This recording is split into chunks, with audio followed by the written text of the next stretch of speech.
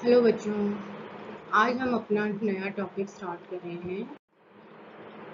सार्वजनिक, निजी एवं श्रेष्ठ वस्तुएं, public, private and merit goods. मतलब ये वस्तुएं, सार्वजनिक वस्तुएं क्या होती हैं, इनकी विशेषताएं क्या होती हैं, निजी वस्तुएं क्या होती हैं, इनकी विशेषताएं क्या होती हैं, श्रेष्ठ वस्तुएं या इनको हम उत्कर्ष वस्तुएं भी कहते हैं, जनहितकारी वस्तुएं भी कहते हैं या मेरिट गुड्स कहते हैं।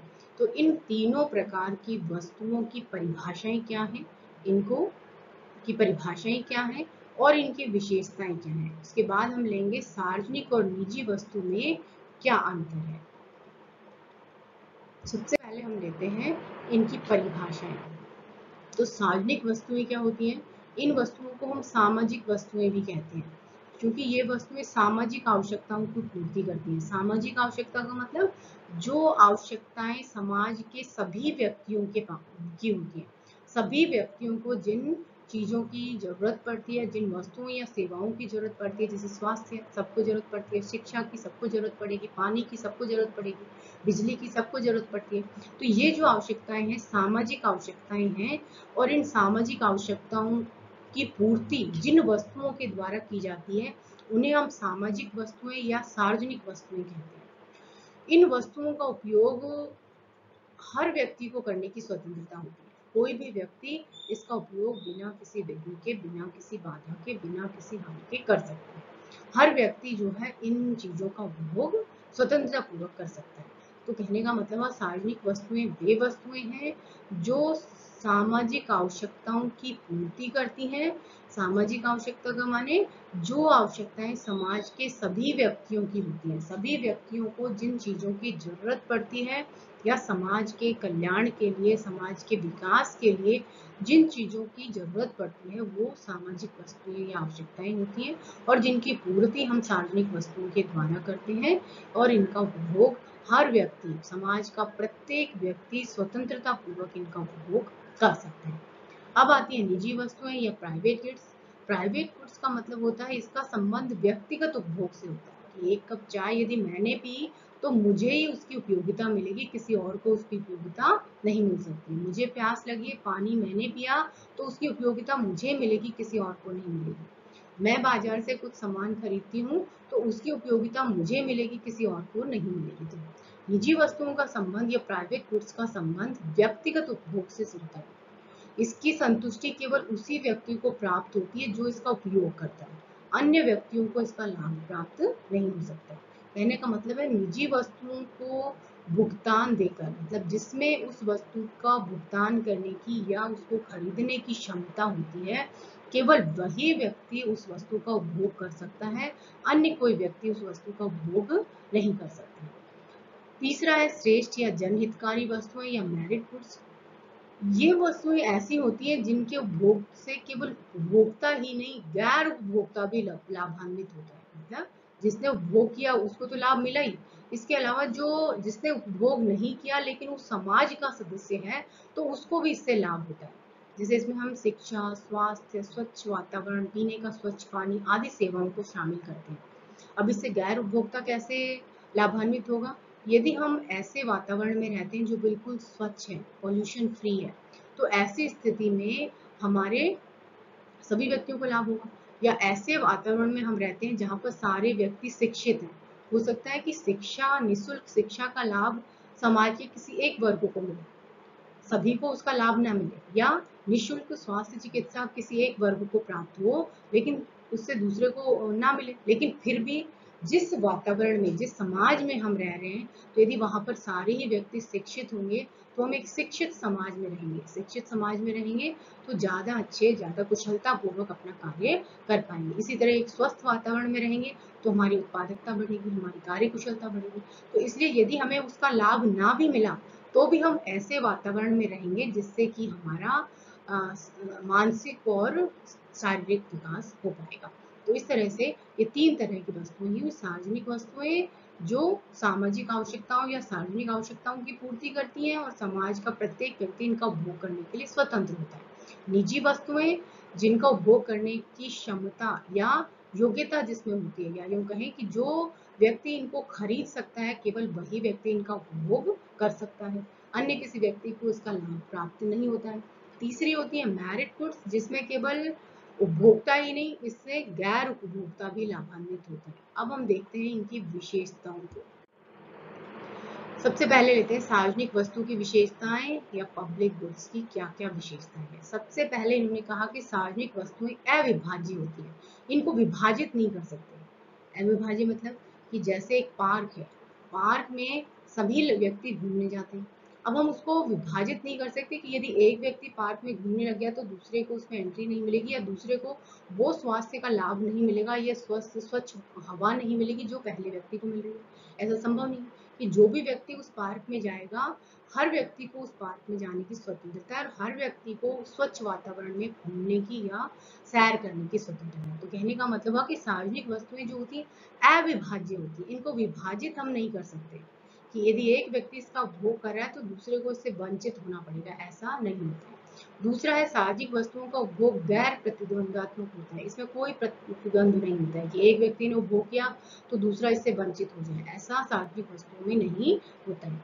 तीसरा, इन वस्तुओं में अपवर्जन या बहिष्करण का नियम भी लागू नहीं होता, मतलब इसमें एक्सक्लूजन का नियम भी लागू नहीं होता है कि यदि मान लो एक व्यक्ति ने पार्क में घूम लिया तो दूसरा व्यक्ति उसमें एंटर ही नहीं कर सकता है, या एक व्यक्ति पार्क में चला गया तो सारी हवा उसी ने स्वच्छ हवा का सेवन कर लिया, दूसरे को उसका कोई लाभ नहीं मिलेगा, ऐसा इसमें लागू नहीं होता।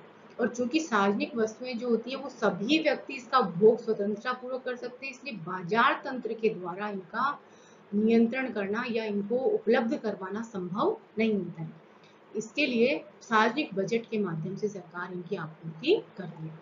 तो ये हुई सार्वजनिक वस्तुओं की विशेषताएं कि सार्वजनिक वस्तुएं अविभाज्य होती हैं, इनको हम विभाजित छोटे छोटे टुकड़ों में नहीं बांट सकते हैं।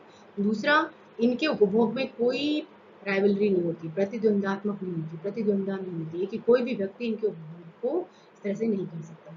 इनमें एक्सक्लूजन का नियम भी लागू नहीं होता, अपवर्जन की एक ने उपभोग किया तो दूसरे को उससे बाहर होना पड़ेगा या वंचित होना पड़ेगा, ऐसा भी नहीं है। और चूंकि ये वस्तुएं जो हैं वो सभी व्यक्तियों को उपभोग करने की स्वतंत्रता है, इसलिए इसमें बाजार तंत्र या कीमत तंत्र के द्वारा इनको उपलब्ध कराना संभव नहीं है। इसलिए इन वस्तुओं को हम केवल सार्वजनिक बजट के माध्यम से उपलब्ध करवाते हैं या सरकार के द्वारा इन वस्तुओं की पूर्ति करने का प्रावधान किया जाता है। अब हम लेते हैं निजी वस्तुएं कि निजी वस्तुओं की क्या विशेषता है। तो निजी वस्तुएं जो होती है विभाज्य होती है, कहने का मतलब है कि निजी वस्तुओं क्योंकि भुगतान क्षमता के आधार पर प्राप्त होती है, जिस व्यक्ति को में खरीदने की क्षमता है केवल वही व्यक्ति उस वस्तु को खरीद सकता है, दूसरा व्यक्ति उसको खरीद नहीं सकता। इसका मतलब वस्तुएं विभाज्य, एक व्यक्ति ने खरीदी है तो दूसरा यदि नहीं खरीद सकता तो उसको वस्तु नहीं मिलेगी। दूसरा, इनके उपयोग में प्रतिद्वंदी होती है उपयोग में, एक व्यक्ति इसका उपभोग कर रहा है तो दूसरा इसको उसका लाभ नहीं मिलेगा। एक व्यक्ति यदि बाजार से सब्जी खरीद रहा है तो उसका लाभ उस व्यक्ति को ही मिलेगा जो खरीद रहा है, दूसरे व्यक्ति को, उसके पास खड़े व्यक्ति को यदि वो नहीं खरीद रहा है तो उसको उसका कोई लाभ नहीं मिलेगा। तो ये प्रतिद्वंदी होती है। इन वस्तुओं में बहिष्करण का नियम भी लागू होता है। बहिष्करण मतलब एक्सक्लूजन का, कि यदि एक व्यक्ति ने इसका उपभोग कर लिया तो दूसरा व्यक्ति इसके उपभोग से वंचित हो सकता है, मतलब वंचित हो जाएगा, उसको वो वस्तु नहीं मिलेगी।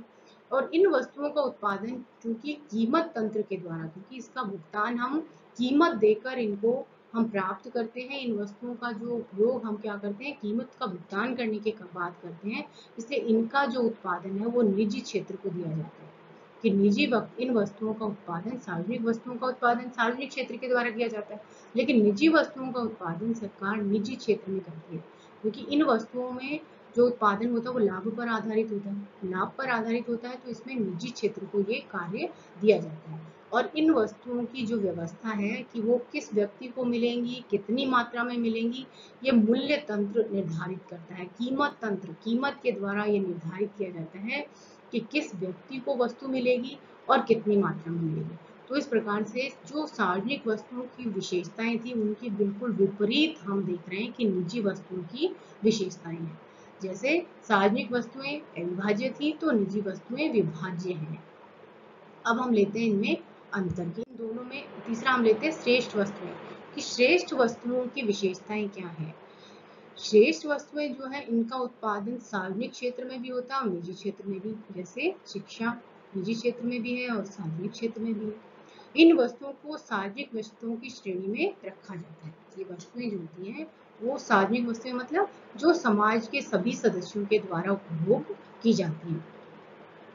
इन पर सार्वजनिक वस्तुओं के जो नियम है, जैसे बहिष्करण का नियम, प्रतिद्वंद्विता का नियम और अविभाज्यता का नियम, वो लागू हो भी सकते हैं और नहीं भी हो सकते हैं। मतलब इन पर दोनों सिचुएशन है कि ये लागू कभी कभी लागू हो जाते हैं और कभी लागू नहीं होते। और इन वस्तुओं की पूर्ति के लिए सरकार द्वारा बाजार के निर्णय में हस्तक्षेप किया जाता है, क्योंकि ये वस्तुएं निजी क्षेत्र में भी पैदा होती हैं और सार्वजनिक क्षेत्र में। इसलिए सरकार को इनकी पूर्ति सुचारू रूप से होती रहे, तो उसके लिए सरकार को इसमें हस्तक्षेप करना पड़ता है कि जो व्यक्ति इसके लाभ को नहीं समझते हैं या जो इसके लिए भुगतान करने में समर्थ नहीं है या जो भुगतान नहीं करना चाहते हैं, उनको भी इन वस्तुओं की पूर्ति सुचारू रूप से उपलब्ध होती रहे, इसके लिए सरकार हस्तक्षेप करती है। क्योंकि शिक्षा, स्वास्थ्य, ये चीजें ऐसी हैं जो समाज में हर व्यक्ति को प्राप्त होनी चाहिए, जो अर्थव्यवस्था के और देश के विकास के लिए बहुत आवश्यक है।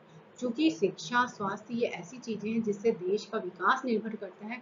इसलिए सरकार को हस्तक्षेप करना होगा कि प्रत्येक व्यक्ति को ये वस्तुएं सुचारू रूप से प्राप्त होती रहें, पर्याप्त मात्रा में और सुचारू रूप से हर व्यक्ति को ये प्राप्त हो, जिससे क्या हो, समाज शिक्षित हो, स्वस्थ हो।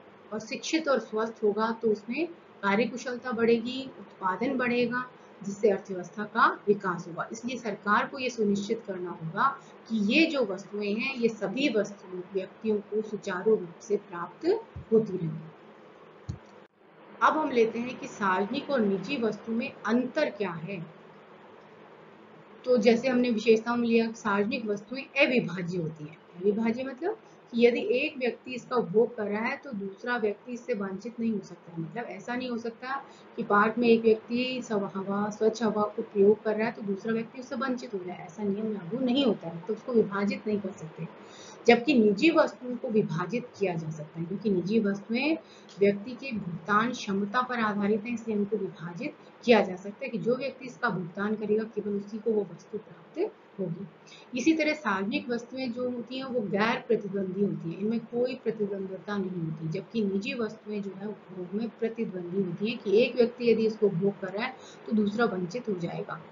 लेकिन सार्वजनिक वस्तुओं में यह नियम लागू नहीं होता है। इसी तरह सार्वजनिक वस्तुओं में बहिष्करण का नियम भी लागू नहीं होता है, जबकि निजी वस्तुओं में यह नियम लागू होता है। एक्सक्लूजन मतलब जो व्यक्ति निजी वस्तु का उपभोग केवल वही व्यक्ति करेगा जो इसके लिए भुगतान कर सकता है, जिसको इसको खरीदने की जिसमें क्षमता है, निजी वस्तु को खरीदने की जिसमें क्षमता है, केवल वही व्यक्ति उस निजी वस्तु का उपभोग करेगा, दूसरा व्यक्ति उसका उपभोग नहीं कर सकता है। लेकिन सार्वजनिक वस्तुओं के उपभोग में ये नियम लागू नहीं होता। सार्वजनिक वस्तुओं का उपभोग प्रत्येक व्यक्ति कर सकता है।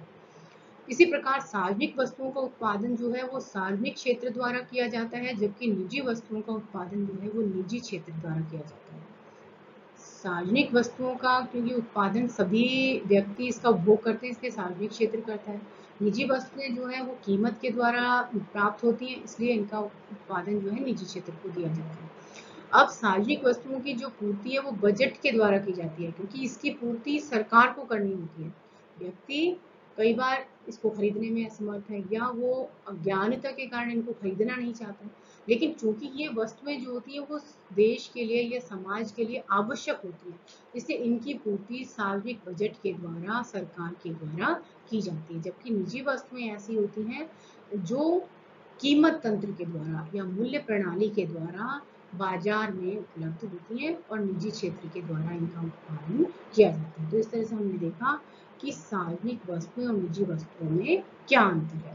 तो हमने इसमें पढ़ा कि सार्वजनिक वस्तुएं क्या होती हैं, निजी वस्तुएं क्या होती हैं और श्रेष्ठ वस्तुएं क्या होती हैं, इनकी विशेषताएं क्या क्या हैं और सार्वजनिक और निजी वस्तु में क्या अंतर है। तो इस तरह से ये हमारा खत्म होता है टॉपिक कि सार्वजनिक, निजी और श्रेष्ठ वस्तुएं क्या होती हैं, इनकी विशेषताएं क्या हैं और इनमें अंतर क्या है। धन्यवाद।